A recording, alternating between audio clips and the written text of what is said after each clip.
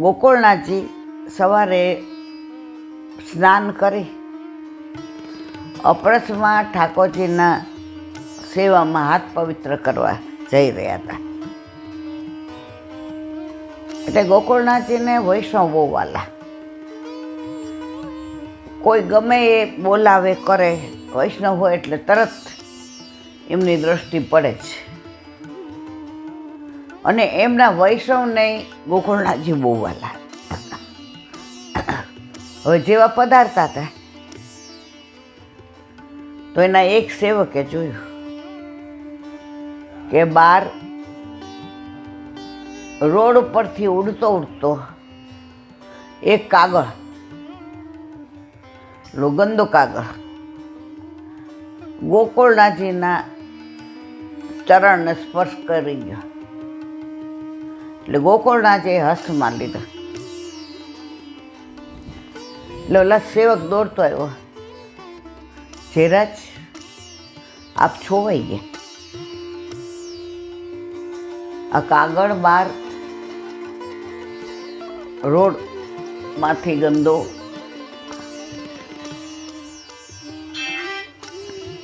ગોકુળનાથજી હાથમાં લીધો, ખોલીને વાંચ્યો તો લૈલા મજનૂનો પ્રેમપત્ર હતા. ગોકુળનાથજી વાંચી મૂકી દીધો, હાથ ખાસા કર્યા. ઓલા સેવકે કીધું, જીરાજ આપ છોવાઈ ગયા છે. એ કે હું નથી છોવાયો.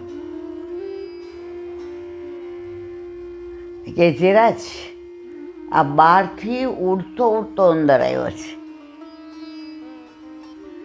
કે તને ખબર છે આ કાગળ શેનો છે? લૈલા મજનૂના પ્રેમની અભિવ્યક્તિનો કાગળ છે. પ્રેમની અભિવ્યક્તિથી ક્યારેય કોઈ છોવાતું નથી.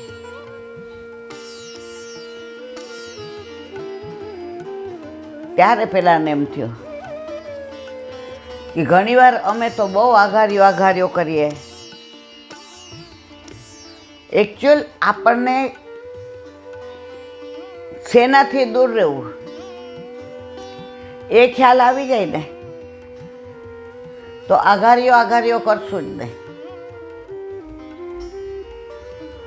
તો ગોકુળનાથજીના તો એટલા બધા સત્સંગમાં વર્ણન થઈ શકે. 7-8 વર્ષના હતા અને ગુસાઈજીની સાથે પરદેશ કરવા નીકળ્યા. અડેલથી ને ગઢાની રાણીને ત્યાં જતા હતા. હવે રસ્તામાં નદીમાં એવું પૂર આવ્યું કે બધું તણાવવા માંડ્યું. હવે એક ઘોડેસવાર જતો હતો. એની અંદર એની આખી જિંદગીની કમાણી ઘોડામાં પલાણેની હતી, બધું બાંધેલી હતી. આ નીચે ઉતરીને કાંઈ નિત્યક્રમ કરવા ગયો. ઘોડો ભડકો એવો ભાગ્યો કે એ નદીમાં પડ્યો અને કેવું જાય જળ. હવે ઓલાએ બૂમ પાડી, મારા ઘોડાને બચાવો, મારા ઘોડાને બચાવો, મારા ઘોડા બચાવો, મારી જિંદગીની કમાણી જાય છે.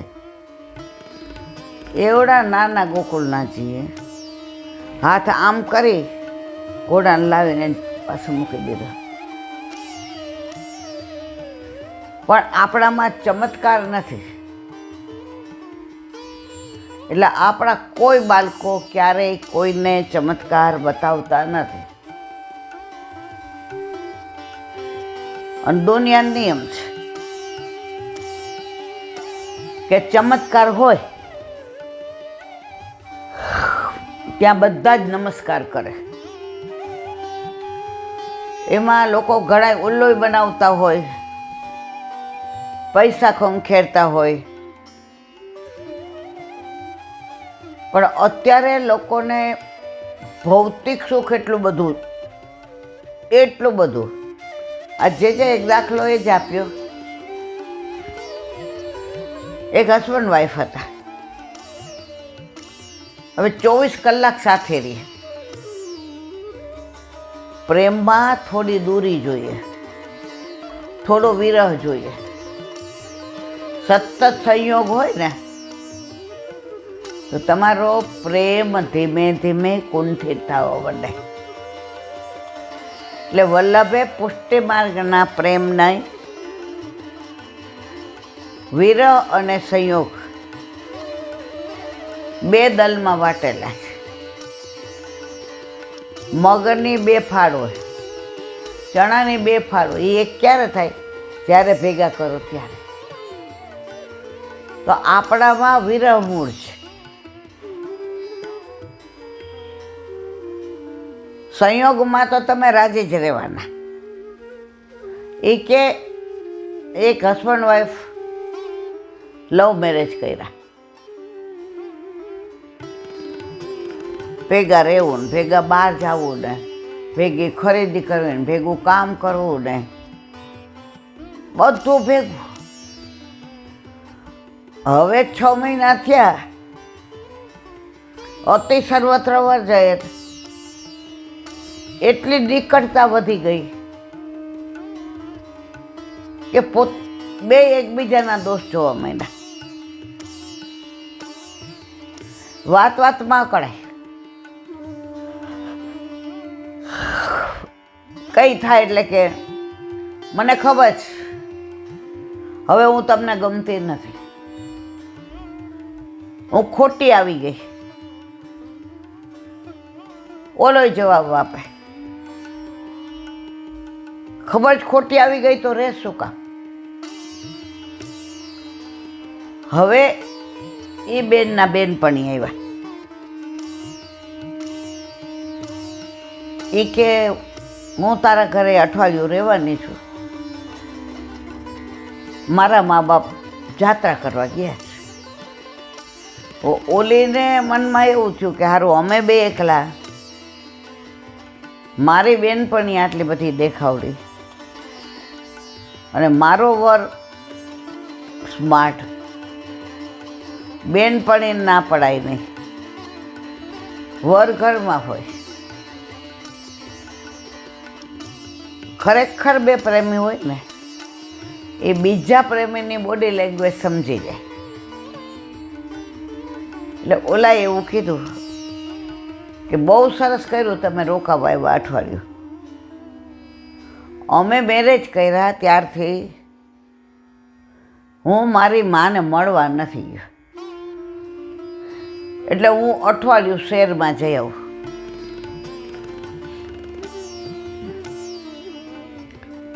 એની વાઈફે મનમાં રાજી થયું. એ કે હા અઠવાડિયું કોઈ જવાબદારી નહીં, હવે જલસા કરશું. બેનપણીયા રખડવું ને બહાર ખાવું ને પીવું ને કીટી ને પિક્ચર ને અઠવાડિયું કાંઈ ગળા બંધણી નહીં. એના વરને કીધું ક્યારે આવશો? એ કે અઠવાડિયા પછી. એ કે એમ નહીં, એટલે આજ સોમવાર છે એટલે સોમવારે કે રવિવારે કે મંગળવારે, એટલે કે અઠવાડિયાની રજા લઉં છું એટલે સોમવારે જાઉં છું એટલે રવિવારે આવી જાઓ તો સોમવારથી પાછું મારું રૂટીન આવી જાય. હવે ઓલો તો ગયો. આને તો 6 મહિનાથી જે ગળા બદડી હતી, સવારે વહેલું ઉઠવું ને રસોઈ બનાવીને કપડાં વાસણ ને કચરા ને પોતું ને સવારે આમ હાથ મોડા ઉઠ્યા ને ચાય 12 વાગે નાયા. એટલે એની બેનપણી કે ટિફિન મંગાવી. એ કે ના ટિફિન મંગાવીએ તો 12 વાસણ ઘસવા પડે, હાલ 12. 5-6 દી તો જે જલસા કર્યા ભૌતિક સુખની પરાકાષ્ઠા. 6થે દિવસે એને એમ થવા માંડ્યું, નહીં હવે હાઇટ ઓફ એવરીથિંગ, હવે એને આવી જવું જોઈએ. હવે બહુ દિવસ થયા, આજે હું અઠવાડિયાથી એકલી છું. એની બેનપણી કે તું ક્યાં એકલી છું? હું છું ને. તું ક્યાં મેરીડ છો? તને ન ખબર પડે? અઠવાડિયાથી એકલી છું. ઓલી કે ચાલ આજે મસ્ત પિક્ચર જોવા જાય, હું તને બહાર જમાડું. એ કે ના, મારે નથી આવું. તારે જવું હોય જઈ આવ. તો કે હવે હું ઘરે જાઉં, તારી ઈચ્છા. ભૌતિક સુખથી, વર વિનાના પ્રેમથી, લૌકિક પ્રેમ એવી કંટાળી કે ઓલો રવિવારના બદલે, પેલા ક્યાં મોબાઈલ એવું હતું, આ તો રૂપક છે, સોમવારે એને આવ્યો, મંગળવારે ઓલી કાળી થઈ, કારણ કે બેનપણી તો રવિવાર વહી ગઈ હતી. ઘરમાં દિવાલો ખાવા દોડે, ક્યાંય ગમે નહીં, બેચેની લાગે.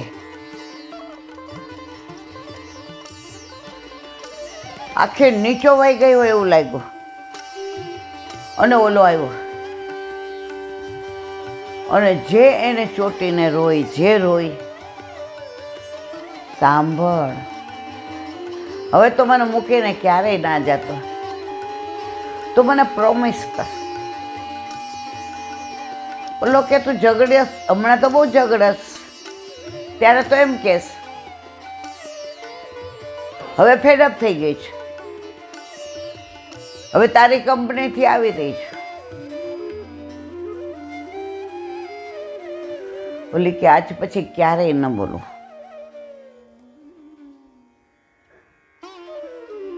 પ્રેમ ન હોય ને, પ્રેમની ગેરહાજરી હોય ને, ત્યારે પ્રેમની કિંમત થાય. તો જે દાખલો આપ્યો, આપણને સંસારમાં મોકલા છે ઠાકોરજીએ. આ બધું વૈભવ જોયો, ભૌતિકતા જોઈ, એવી મજા પડી ગઈ કે પ્રભુ કોણ છે ને આપણે ક્યાંથી આવ્યા ને મારું બધું ભૂલી ગયા. સંસારમાં એવો આમ તમે જુઓ આનંદ એવો, મજા, અને મજા હોય ત્યાં સજા હોય.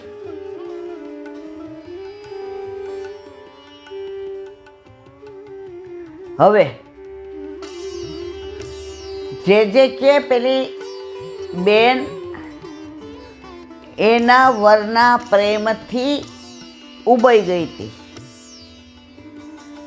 હવે વિરહ થયો ત્યારે ખબર પડી કે પતિનો પ્રેમ શું વસ્તુ છે. એમ આપણે કરોડો જન્મથી વિખૂટા પડ્યા છીએ, ઠાકોરજીને ભૂલી ગયા છીએ. ઠાકોરજીનું સ્વરૂપ, આપણું સ્વરૂપ, ક્યાંથી આવ્યા, ક્યાં જવાના, આપણું શું કર્તવ્ય, કશું યાદ નથી. જેમ પેલી સ્ત્રી બધું કર્તવ્ય, નાહવાનું, ધોવાનું, ટાઈમે ઉઠવાનું, રસોઈ કરવાની, નિત્યક્રમ પતાવવાનો, બધું છોડી અને કેવા રખડા, કેવા ભટકા, છેવટે કેવા થાયકા. એમ આપણે પણ સંસારમાં એવા રખડીએ, એવા ભટકીએ, એવા થાકી જાય, પછી 100 ચૂહા માર કે બિલ્લી હજકો ચલે. એટલે ઠાકોરજી કે આ લીલા મેં એટલે જ કરી હતી કે તું આ સંસાર સાગરમાં એકવાર જા, તને ખબર પડે. કારણ જે એની બેનપણી આવી હતી એ આ ભાઈએ જ કીધું હતું કે અમારે બહુ ઝઘડા થાય છે, એનામાં છોકરમાં જ. એ કાલ સવારે છોડીને જશે ને ડાયવોર્સ માગશે તો અમારું જીવન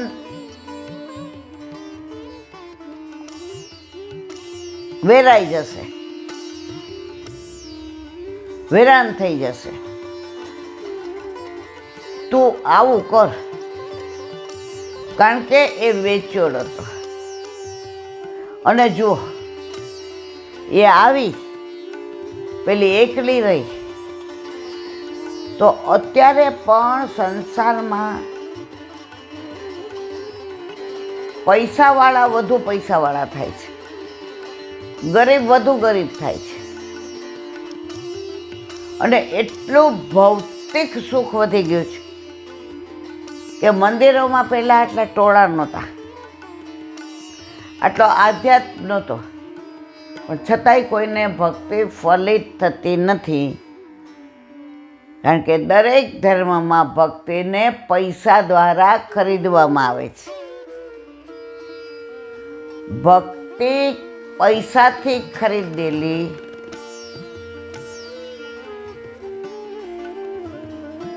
ધંધો બની જાય છે. એ ભક્તિ નથી રહેતી. ધંધામાં ગીવ એન્ડ ટેક, આપો અને લ્યો, લ્યો અને આપો. આજે મારે સારામાં સારી સાડી લેવી હોય, પહેલાં મારે એને પે કરવું પડે, પૈસા ચૂકવવા પડે, પછી મને સારામાં સારી સાડી આવે. તો લૌકિક પ્રેમ એવો છે, તમે પહેલાં આપો અને પછી પાછો વળે. લૌકિક પ્રેમમાં અપેક્ષા હોય છે. મેં તને આટલો પ્રેમ કર્યો, તે મને કર્યો. ત્યારે અલૌકિક પ્રેમમાં ઠાકોરજી અહેતુક કોઈ હેતુ વિનાનો પ્રેમ કરે છે અને સતત આપણા સુખનો વિચાર. પણ એક જ અપેક્ષા રાખે છે કે હું તને આ બધું જેટલું આપું છું એ મારા સહિત તારું. કારણ તું મારો છે, તું લીલામાં મારો હતો અને હવે પછી પણ તું મારો હોઈશ. હું તને છોડીશ નહીં.